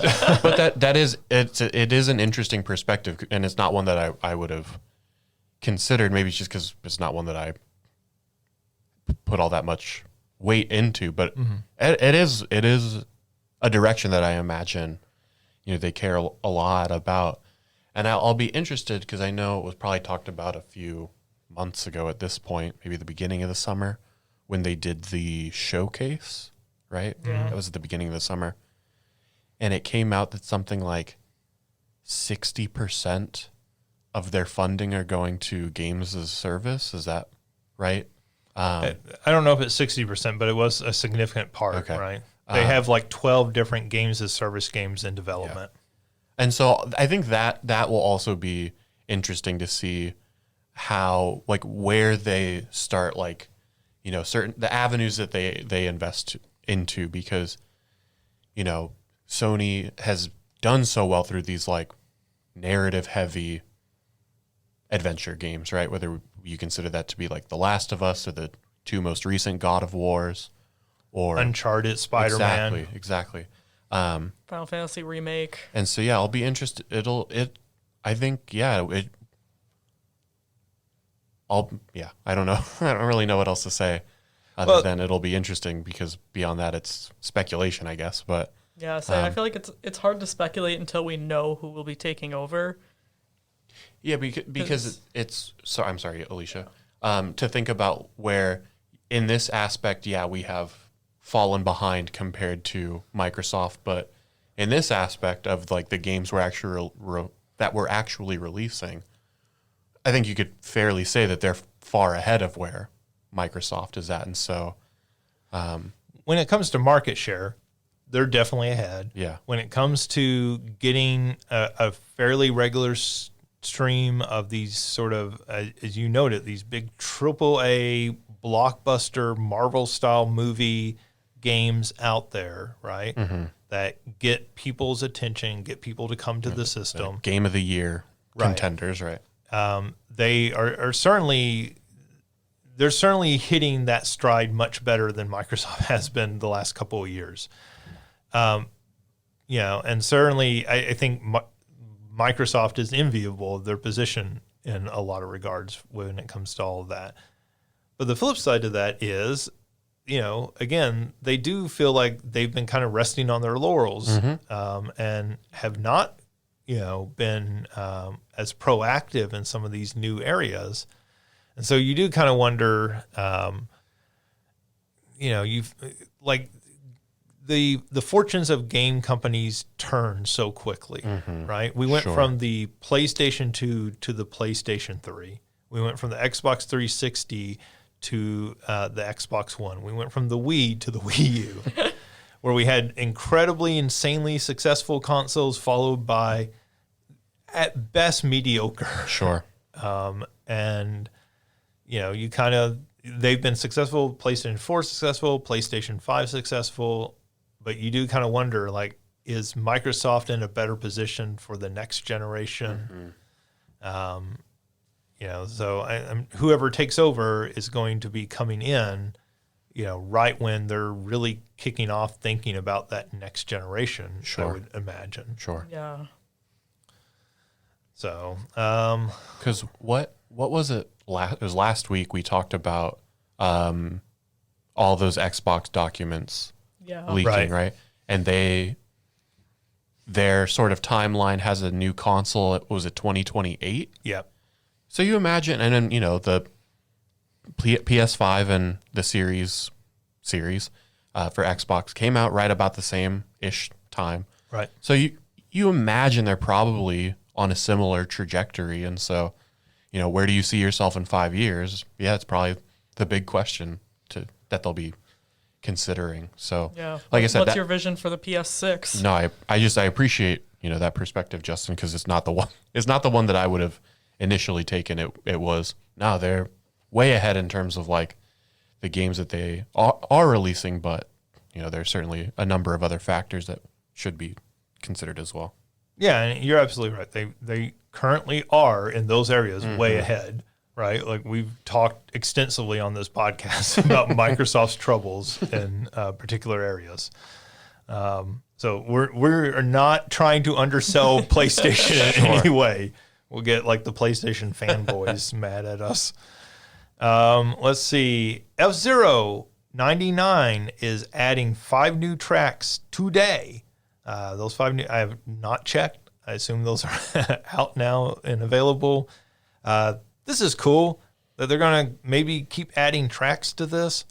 So fast too. I mean, Yeah. I have still not played it, but I have friends who really enjoyed it, who really enjoy it.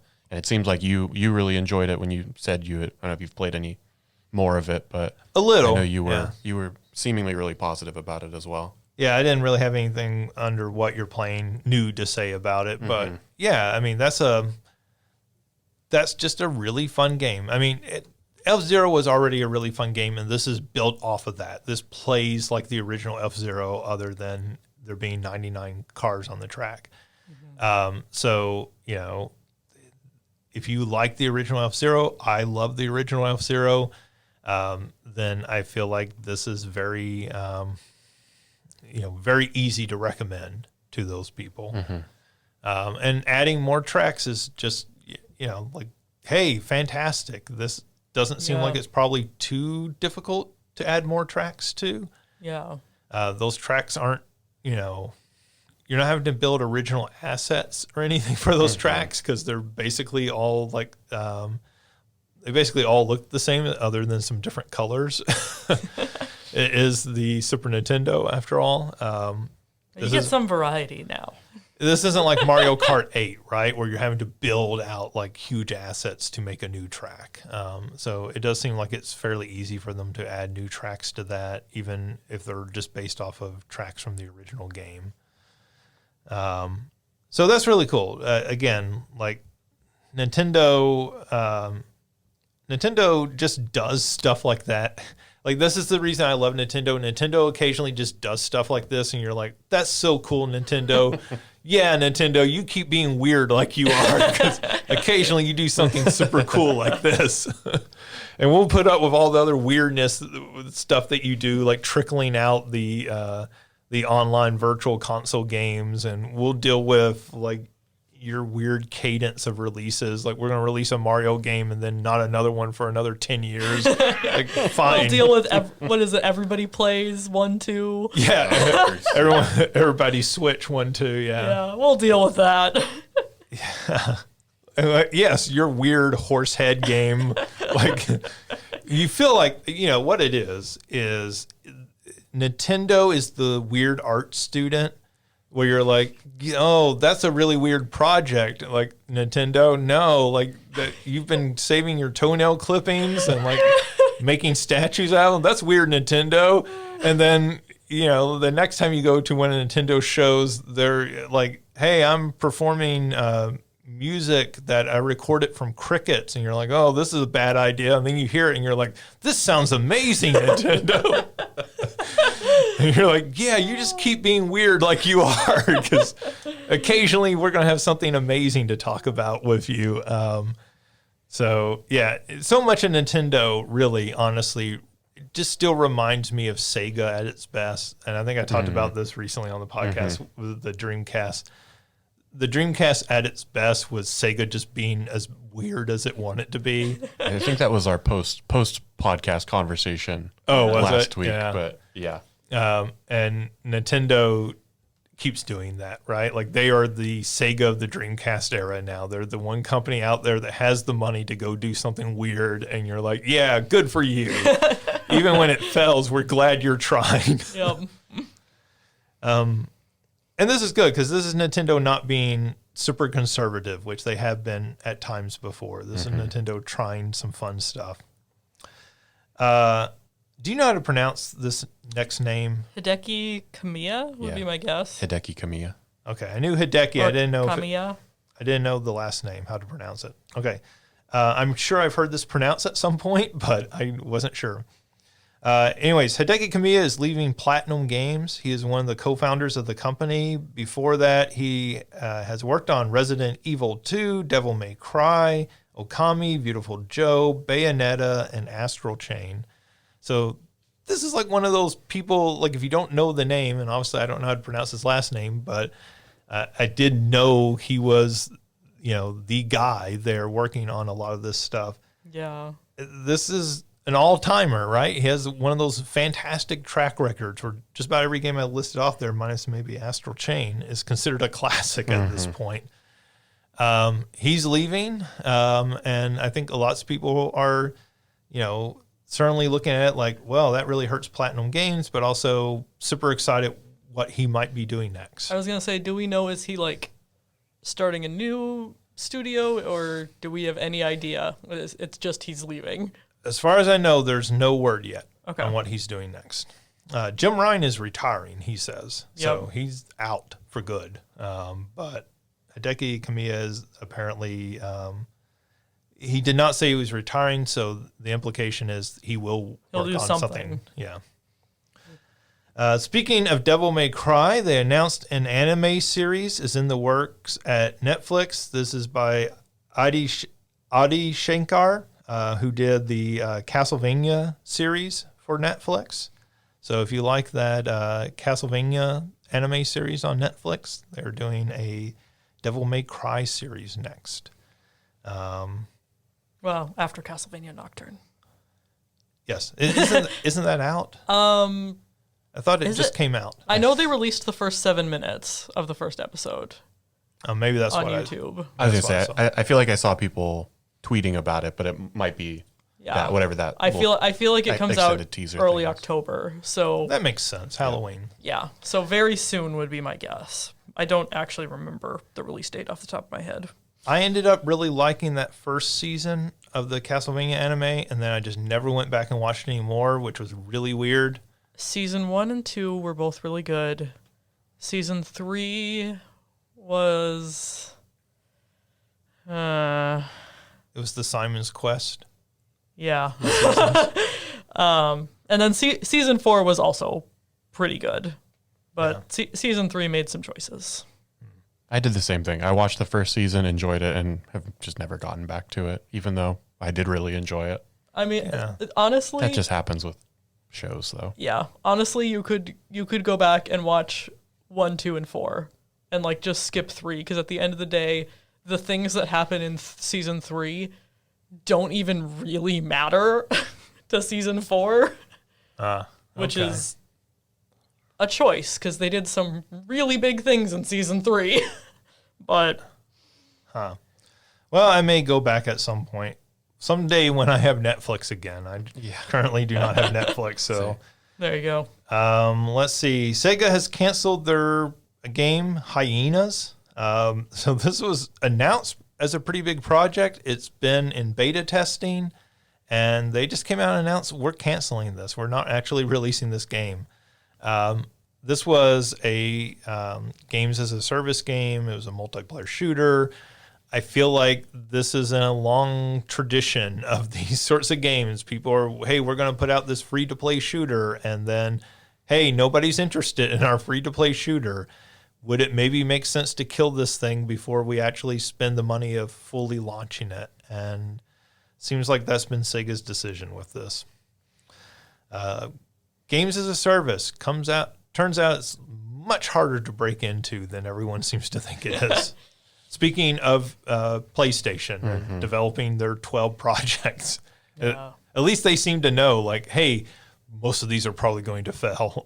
Let's hope we can get 1 or 2 of these to be successful out of 12. Yeah, and maybe that's what it is they're just, it was one of those things that when it all came out, I was listening to y'all do the podcast, and then there were other podcasts. I don't remember if it was talked about here or elsewhere, but maybe it just really is that shotgun approach of, we're going to release 10 of them, and if one of them hits, if one of them could be half as successful as Fortnite, Right. that's game-changing for us. Oh, I think that's got to be their strategy. I mean, I think there's no, because even when you think about it, if they release 12 of these, there's no market for 12 of them. Yeah. Yeah. Right? I mean, that's one thing that we have found out about these games is there's not that big of a market for people to play the same game every day. Especially if they're all these sorts of shooter Right. types of games. I know Yeah. I talked about it when it must have been the episode whenever it got shut down, but it was like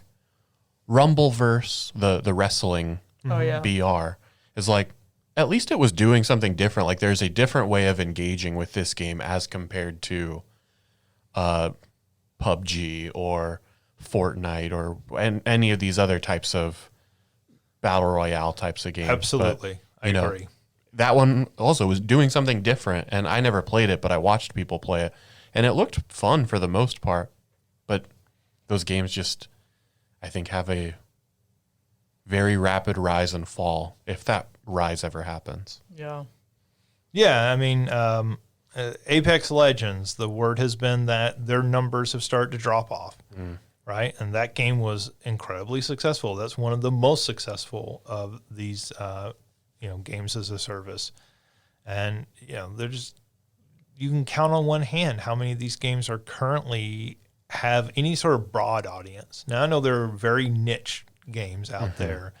But, when you're talking about like, actually have a wide audience base enough to make this worthwhile for a company the size of Sony or Sega to continue to support these, there's just not a ton of those. And I think, if those games don't find that audience right away, right? Like they're almost really, I think if you think of these games as service, you have to think of them almost like TV shows appearing on the fall television schedule on one of the broadcast networks, right? And if you don't find that audience by your second or third episode, nowadays they just cancel you. They're not going to let you hang around for a season or two and let you build that audience up. Yeah. And I think that's what we're seeing with these game companies, the same sort of kind of cut your losses now. Sure. And move on. Well, and I mean, I know I just talked about Rumbleverse, but what we just talked about beforehand was Nintendo is doing that, right? With like the F-Zero 99 or the Pac-Man 99, as they're getting into this area, but they're doing so, one, with an IP people already have some amount of nostalgia and care about, and they're doing something that fits the trend of games where it's like the Battle Royale, I don't think it's as popular as it was 3 to 5 years ago. Sure. But it's a style of game that's, there's a time limit on it, right? You're not like entering into this game like, I need 2 hours to actually do it. It's like 90, 30 minutes, if that, to be able to enjoy this experience. And so I think that like that pick up and play where I don't need all this time investment it makes sense why so many companies are trying to get into it. But I think, your question ultimately becomes when you're making a game like this, and I guess like, what do I know, of course, but I imagine the big question has to be, what are we doing different than Fortnite? Like how if that is like the pinnacle of this type of game, right? How do we financially at least? Sure. Sure. How do we either, not only take players away from it, because I imagine the Fortnite players are going to play Fortnite.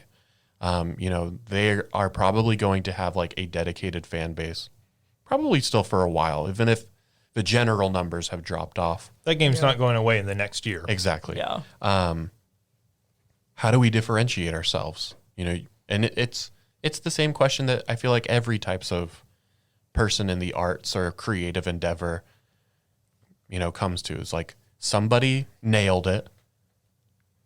How do we do something that like emulates but still differentiates as well?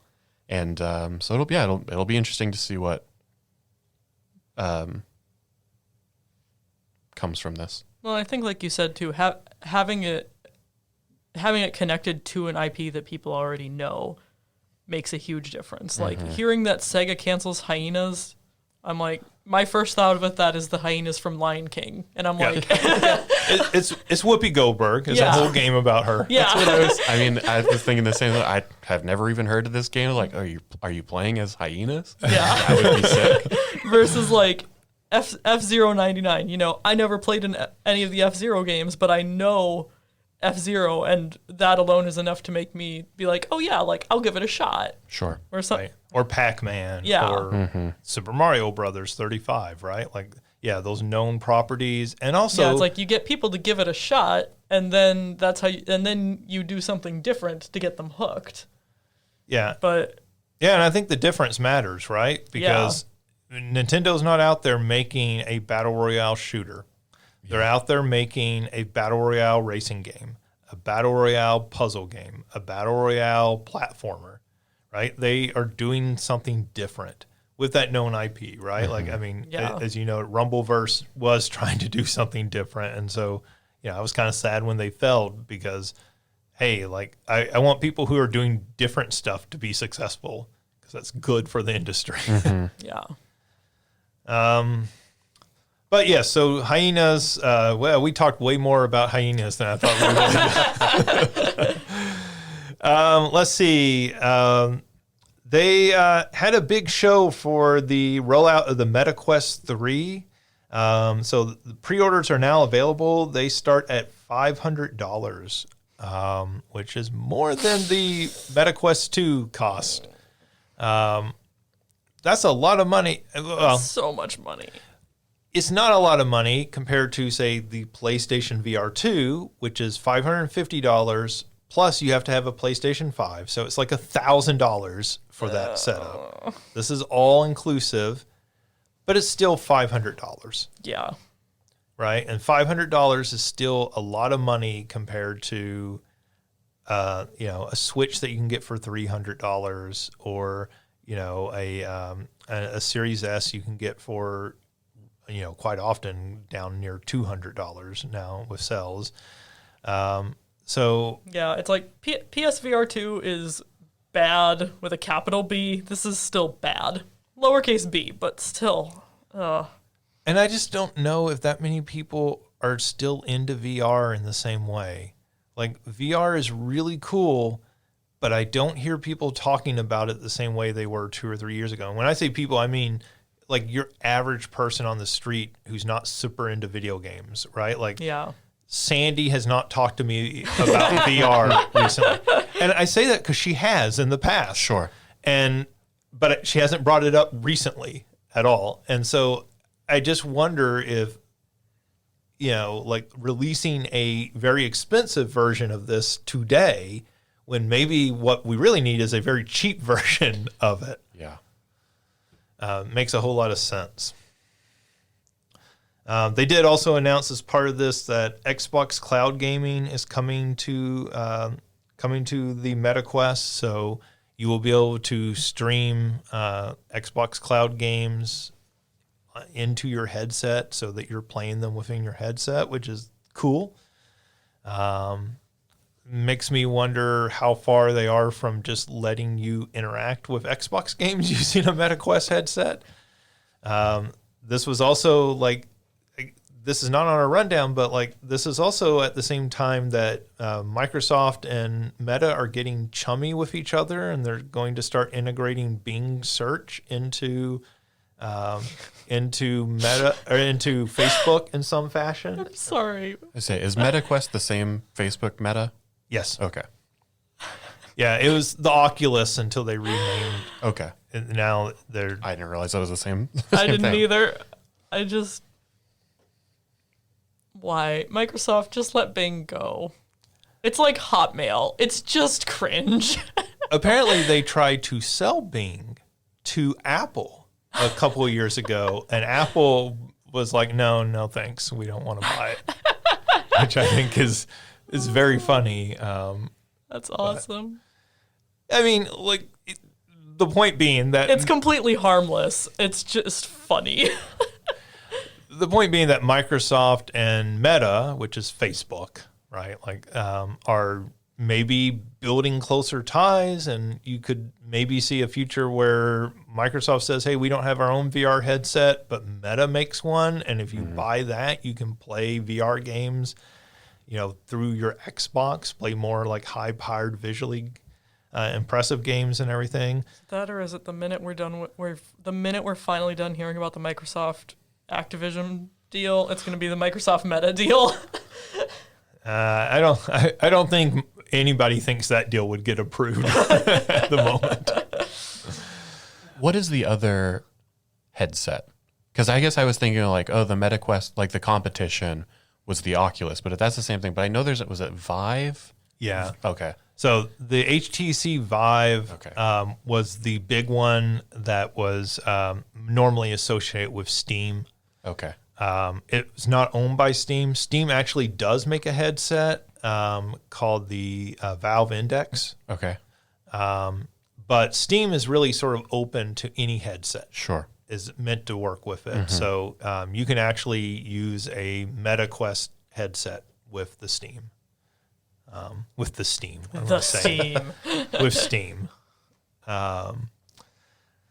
Let's see. So we had really good news this week with the Writers Guild ending their strike. The Screen Actors Guild is still having their strike ongoing, though there is positive news that they will potentially be meeting next week. And with the writer's strike done, they can use that as a framework to like build their deal and maybe get a deal completed.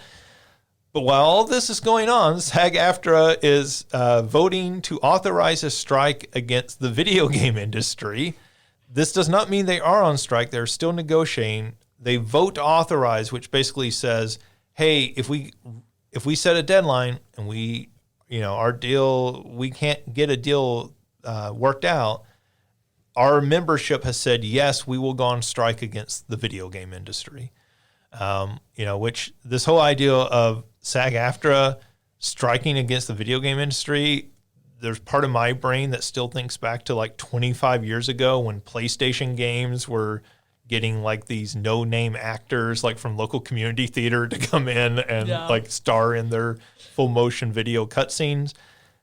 But that has not been the video game industry for a while. The video game industry uses like, not always like, big A-list star name actors, but they're using like very well-trained, actors with an IMDb page with multiple entries on it.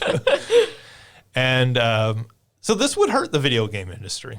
Yeah. Well, just thinking about like there are, very established voice actors, who even if they're not recognizable names for the average person, like, very established, actors. In the game industry, exactly, they are. Yeah. This, when I was reading about it, like, that's certainly a big deal. Yeah, I mean, Troy Baker is a SAG-AFTRA member, Yeah. right? Like, this means no more Troy Baker, which means, like, no Sony games, I guess. He's, like, in every Sony game. Where's the lie, though? So, yeah, I mean, this would be Jennifer Hell is a, SAG-AFTRA member. I'm fairly positive. Is Charles Martinet? Like, I know he just retired from being Mario, but... Yeah, I'm sure he is, because he's done stuff outside of the Mario games, and he's done voice acting in, like, cartoons and other stuff. So, yeah, I would imagine he has a SAG card. I mean, I guess I don't actually know 100%, but, But I feel like it would make sense for him to... Most of these people, when you start looking now, like, that's what I mean. Like, these are real actors. This isn't we're getting Jill from accounting. Like, hey, Jill, like, during your lunch break, could you come down and record a couple lines for us? This is them going out and hiring, at the minimum, professional voice actors. Yeah. These are people you go and you look at their credit page, and it's like, oh, they were a voice actor on My Little Pony. They were a voice actor on, Bluey or some other kid show, right? Like, they have a background. Yeah. And that's not at all what actors in video games used to be. It used to be the developers themselves or, friends or family coming in and doing voices. So this would be very harmful to the game industry for this strike to happen. But, we have talked about abuse in the game industry. Yeah. We have talked about neglect in the game industry. And it would hurt, but it would be growing pains. Yeah, I think it is, these actors deserve to get paid. They deserve to get compensated. And, certainly if the game industry wants to continue to grow and they want actors who can commit to working in video games, then those actors have to get paid a fair living wage. Yeah. And so, we obviously, we support the union in this case. Get those people paid in a fair deal. Let's see. Sony is offering a free game with the purchase of a PlayStation 5 by October 20th. If you buy a PlayStation 5 by October 20th, There is a list of first-party games that included things like the aforementioned God of War Ragnarok, the Spider-Man Miles Morales, Spider-Man Remastered, Ratchet and Clank Rift Apart, basically all their big first-party games. You can pick one of those for free. I'm assuming this is a digital download, but still, that's pretty cool. If you were thinking about getting a PlayStation this Christmas, go ahead and get it now. That's basically what Sony is saying. Yeah. Dang it, Sony, couldn't you do this closer to Christmas when I have money? Maybe they'll bring it back for like February or something like that. Dare I dream. Post Christmas. Well, they do have cards. They do have that Spider-Man PlayStation coming out. So I assume that comes with a copy of the game, like a digital download of the game. I would imagine. I would like to think that there's a bundle thing. But I don't think a bundle. I don't think it would be a free copy of the game. But it's a Spider-Man themed PlayStation 5. So like it has the spider on it and everything. So I don't know, because Nintendo has gone to now where Nintendo does not include a copy of the game. If you buy the Zelda themed Switch, it does not have a copy of Zelda with it, which is weird. That's true. They announced the Mario Switch. Right. And it's just a Mario Switch. I don't think it's not going to come with Wonder or anything like that. Does that not come with a choice? I think that comes with a choice of a Mario game. Oh, okay. But not Wonder. Okay. It's like one of the older games. Like okay. Yeah. But they have released several Switches that didn't. I think the Animal Crossing Switch didn't come with Animal Crossing. So I think they did a Pokemon Let's Go Switch that did not come with Let's Go Pikachu or Eevee. Oh, okay. Yeah. I might be misremembering. They did do a Pokemon Switch, I know. Yeah. So. Well, I know they did a Scarlet and Violet one that did not come with Scarlet or Violet. Yeah. So I don't know about the PlayStation 5. I do feel like more and more consoles are coming with like a digital download, though not Nintendo consoles, because Nintendo is notoriously cheap. We love you, Nintendo, for your wackiness, but we hate you for your greed. Yep. So what I'm seeing really quick is that there's a Spider-Man 2 PS5, and it's a bundle that looks like it comes with the game. Okay. But it costs more. $600 though. Yeah. $600. So you're not really getting the game for free. It's let's see if I can find it. This bundle includes a PS5 console with limited edition console covers, a limited edition DualSense wireless controller, a voucher for the digital copy of the game, and pre-order incentive items. I don't know what pre-order incentive items means. Free temporary tattoo. Yeah, $600. So basically, you figure if it's $60 or $70 for Spider-Man 2. Yeah, $70. You're paying $30 for it to be a pretty PS5 and $70 for the game. The skin, basically, for the console and the controller. Yeah, that doesn't seem like a good deal. Buy a regular PlayStation 5 for $500 and then get the game for $70. You're getting out cheaper. Who cares about the pretty skin on it? Yeah. They were selling that bundle they had with Horizons. Okay. They were selling that at $500 for a while. So you did get basically a game free with the PlayStation. That's the new one, I assume. I guess you're talking about the PlayStation 5 one. Yeah. Horizons Lost something. Forbidden West. Okay. Yeah. Yeah. I know. Those are titles that are impossible to get in. Horizon Zero Dawn is the first one, and then I can never remember the second one. And then there's that VR one I can't remember the name of. It's Call of the Mountain. Maybe? I don't know. It's something like that. It's something like that. I don't think it's Call of the Mountain, but it's close. Okay.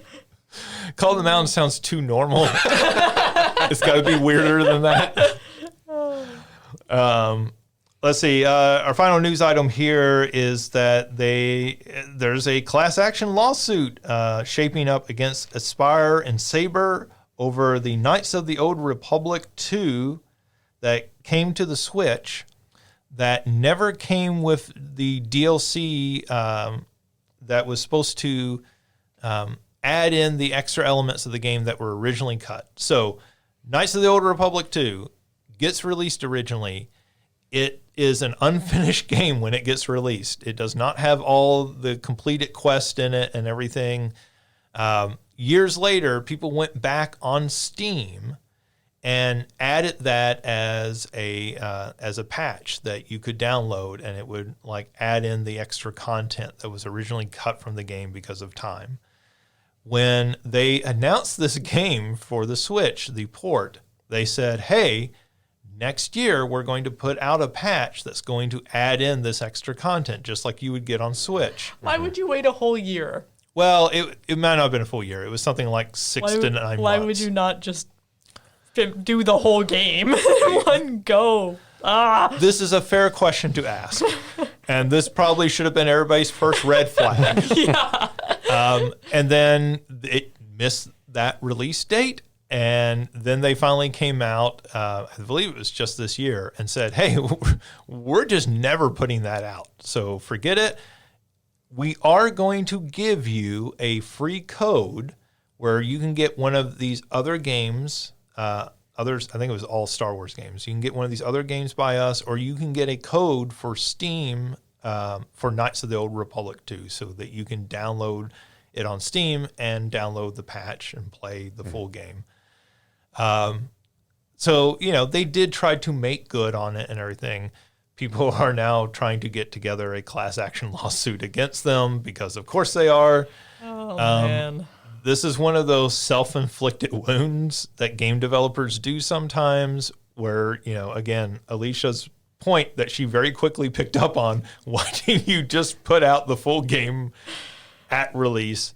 Well, and we're all asking that. Even when things are rushed out, that is still a problem, but that is different from we had the broken game and we had the full game. And then it's going to be a couple of years before we move anything to Switch, but we're not going to move the full game to Switch. Like, who made these decisions? I just want to talk.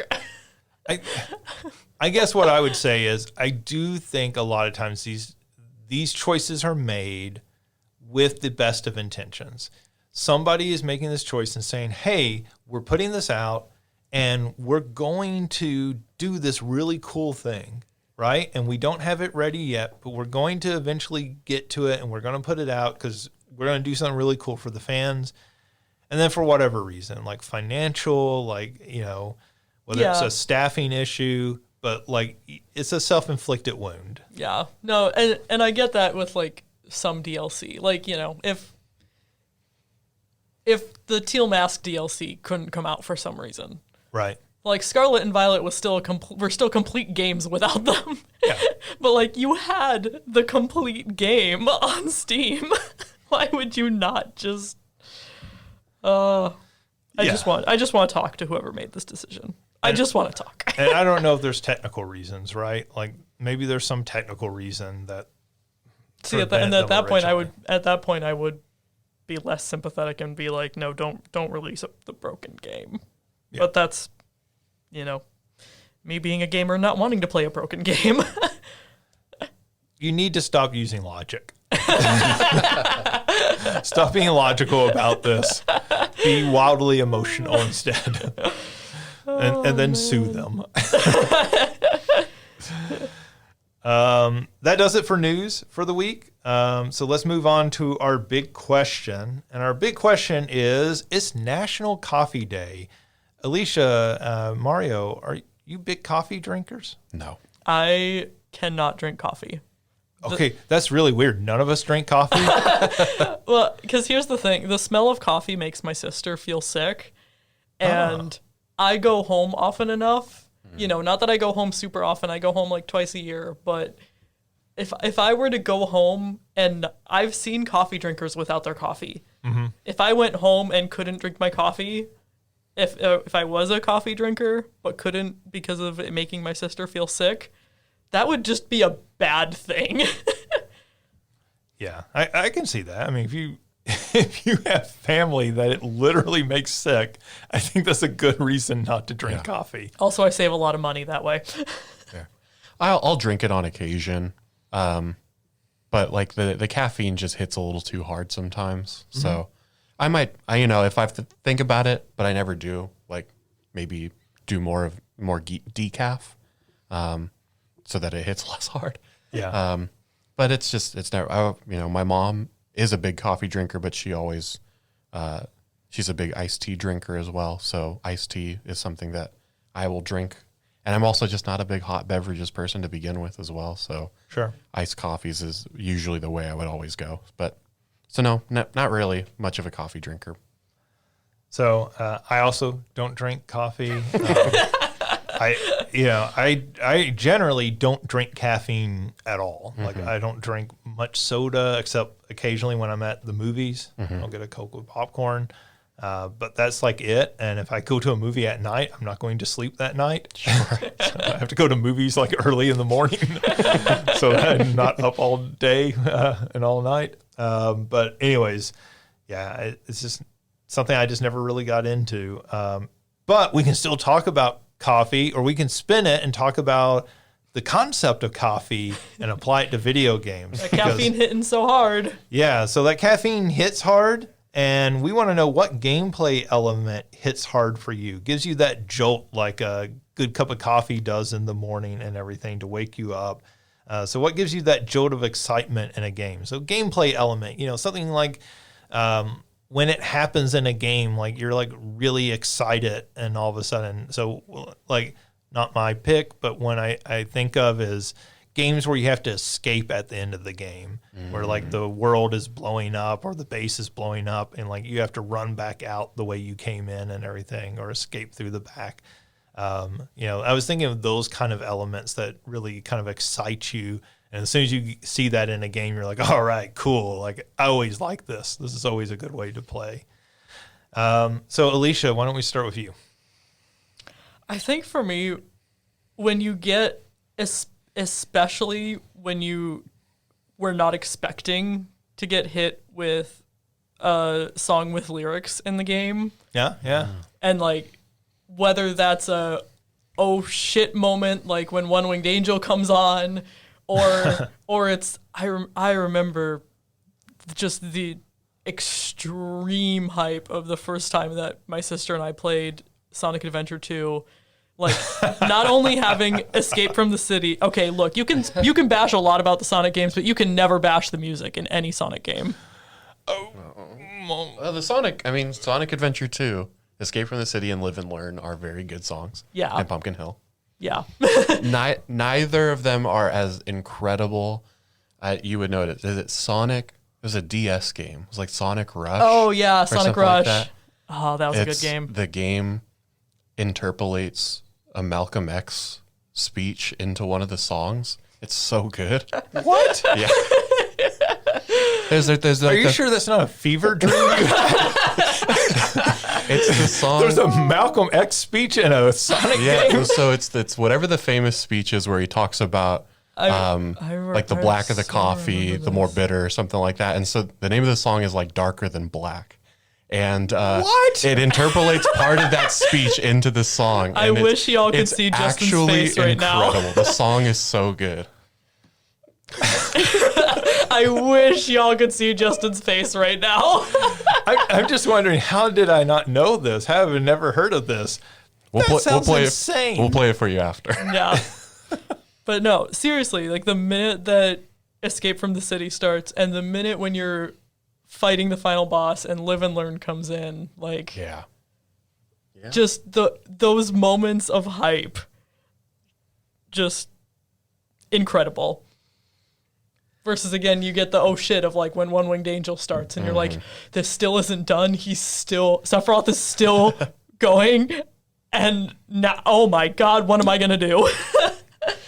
So definitely for me, I think if you kick in a song with lyrics that matches the mood you're trying to get. Yeah, when you bring up that, I always think of the ending to Castlevania Symphony of the Night. and that has a song like Yeah. that has amazing music throughout. It's an amazing song that does not fit the game at all. No, right, exactly. It's like super sappy ballad. Yeah, but like that makes it amazing because it feels like a big Hollywood movie that you've gotten to the end of, and like it feels like a big Hollywood movie in the 90s, back when they used to like get some pop star to record a song so they could put out an album, and that would be like cross promotion and everything for the movie. So you end up with movies, and like you'd end up with like Congo, and they would be like, here's Gloria Estefan like doing the like theme from Congo, and you're like, what? Like that makes no sense. Yeah, the songs that I will always think of in terms of like songs with lyrics in games are the intro and conclusion of the Kingdom Hearts, the Utari Karu songs. Yeah, simple and clean. Still makes like it came on shuffle on my playlist the other day, and I had to stop everything I was doing and just listen to it because I was just like, this is everything. I'm gonna listen to this ridiculous song here for a second. Yeah, okay, we'll play. Yeah, we'll play it on the podcast. Yeah, Let me listen to it and make sure I got the right thing first. It's the line it came to called. It's too black, too strong. We're just dead air right now. Oh, okay. Oh, I thought that you were going dead air that way you could insert the song. No. I'm not. I don't have it so we can insert the song yet. That's why I was trying to like listen to it and actually cue it up. But I don't know that I can actually get it queued up at the moment. Well, apologies for the dead air. You make it the intro song this week. Yeah. Well, That won't be confusing at all when people start listening. They're like, what the hell is this? Did I not click on the right podcast?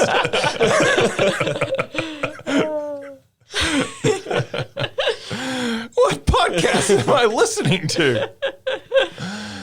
Oh, yeah. Okay. Every time I think of something like that, I think of the film Take Shelter with Michael Shannon. And when I saw that, I saw it in a little like art theater in Indiana, in Fort Wayne, Indiana. And so it's a little tiny theater in this building. And there's I'm sitting like kind of up in the middle of the movie and everything. And there's a woman in the very back. And about 15 minutes into the movie, the woman just says out loud, everyone in the theater hears her. She goes, "What kind of movie is this?" And of course, this is a very serious movie. It's not a comedy in any way. And everybody in the theater just burst out laughing. There was it got memed. I think it was probably memed on Tumblr. I don't remember what the movie is, but it's like the context was this old couple was sitting behind the person who was talking about it. Whenever the movie watching, and the wife leans over to their husband and just says, "They're lesbians, Harold." Oh yeah. Whatever the guy's name. No, it is Harold. They're lesbians, Harold. And so it got very memed. So oh my those gosh. moments, there's just like the genuine moments, and it sounds like this one for your movie theater experience. Yeah, very good. Yeah, you go to enough movies, you get really weird interactions. It was, I posted this on Facebook at the time, but I went to see Cocaine Bear earlier this year. Yeah. And I was alone in the theater until two little old women who were definitely in their 70s come in and sit down like near the front of the theater. And they're sitting there, and I'm just thinking, these women aren't in the right theater. Like they're surely not here for Cocaine Bear. And before the movie begins, they play a trailer for the new Scream. Mm-hmm. Yeah. And the two women go, as that trailer ends, the one turns to another and says, "Not for me." And I just think, oh my God, Scream is more like, kind of mainstream than Cocaine Bear. Like, did these women just see the word bear and like, I like Gentle Ben. I'll go see this. And then then the movie starts, and if you've seen Cocaine Bear, it's like, you should be able to tell from the title, it's a completely over the top, like sort of horror film of some degree, more gross out film. And these two little ladies are up there just laughing their asses off through the whole film. That's like, delightful. Yeah, and of course my reaction was just like, good for you. But also, like, you're put off by Scream.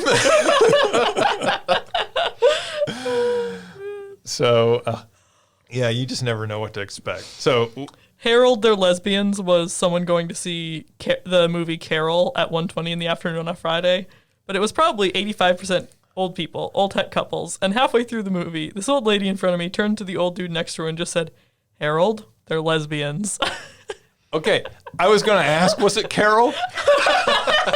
Because I showed that film at the film series when I used to do the film series at a previous university, and and I had an old man come up to me the next week, and he says, you know, that film you showed last week, I did not think I was going to like that. But that turned out to be a really good movie. And I was like, what tipped you off that you might not like it in the trailer? Was his name Harold? I do not know, but how amazing would it have been? We're going to say I should have yes. just lied and told you, yes, his name was Harold. We're going to say yes. Harold, be thy name.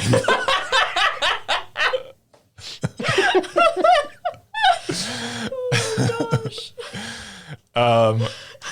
But yeah, it was. We are completely off track from whatever we were talking about. We're back to movie talk. We were on video game songs with lyrics, and somehow we got to Harold, They're Lesbians. See what OJ misses. We're just going to email this directly to OJ. You just need to listen. This whole extended section after we go silent for a minute. Then everything goes off the tracks. It's all Sonic. So yeah, Sonic the Hedgehog, you've done it again. It's all Sonic and Malcolm X's fault. Troublemakers.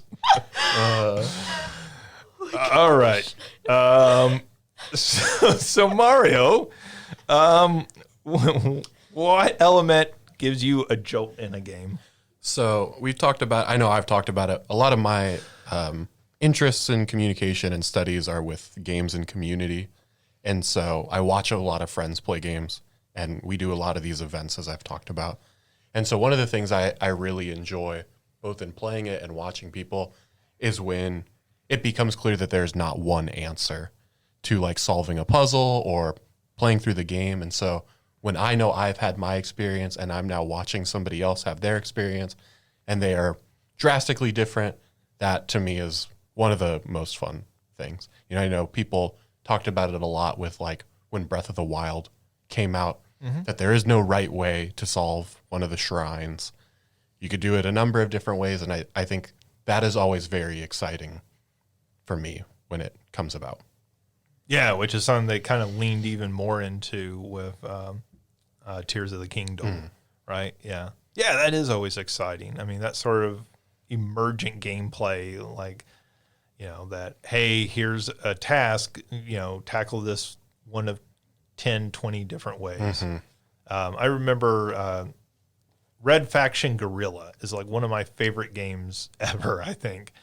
And that's one of the reasons I love that game is because, you know, hey, you have to destroy this base. Okay, well, you can go in the front gate firing, or you can, like, hijack a truck and drive a truck through the base, or you can set, you know, explosives on a truck and send that in and have it blow up. And there's all these different ways to sort of tackle it, which, you know, make that game quite enjoyable. Yeah. All right. So I already kind of blew a really good answer when I said, like, when you have to escape a level and everything. But I was thinking, one of my favorite games of all time, Super Metroid, actually contains both of these elements. So the escaping at the end, but it also includes revisiting an old game or an old part of the game, right? So if you haven't played Super Metroid, this is not really a spoiler. It's like the first 2 minutes of the game. But you start off that game by revisiting the end of the original Metroid. And so it looks like the original Metroid, but it's all sort of like destroyed and desolate and everything. And I just think that's really cool in games. You know, it doesn't happen all that often. Certainly, Castlevania has done that at times. So, what is a man? A miserable little pile of secrets. Yeah. So the beginning of Symphony of the Night kind of like goes back and does that. Rondo of Blood, which is the prequel to Symphony of the Night, actually has you go through the town from Castlevania 2, except it's on fire now and burning down, but it's very recognizably the town from Castlevania 2, Simon's Quest. And then the Zelda games have kind of played around with this, with their kind of, you know, made up chronology and everything. But there are certainly callbacks where you kind of wander into an area and you're like, hey, this is like from Ocarina of Time. Yeah. And I always think that's cool as, you know, like I think it could feel cheap as like a nostalgia trick, but I think it's always cool to, like, what do video games allow you to do? They allow you to explore, and then they're adding this sort of chronology to the game saying, hey, this definitely takes place after this game or after this part. And so this world is persistent and you can re-explore, you know, this part of the world that at one point was super important for you as a player. And now it's very different and you can like see how it's changed and everything. And I think that's just a really fun thing that they often do in those games. All right, that does it for this week's episode. We're just going to have to start our own movie podcast at some point, and then not talk about the movies at all. We'll just talk about everything surrounding the movies and the experience of going. But I do want to thank Alicia and Mario for joining me. Of course, you can always find more information, old podcasts, and other things at salukigames.com. And of course, thank you for listening. We will be back next week with another episode. Until then, go listen to that Sonic Rush soundtrack.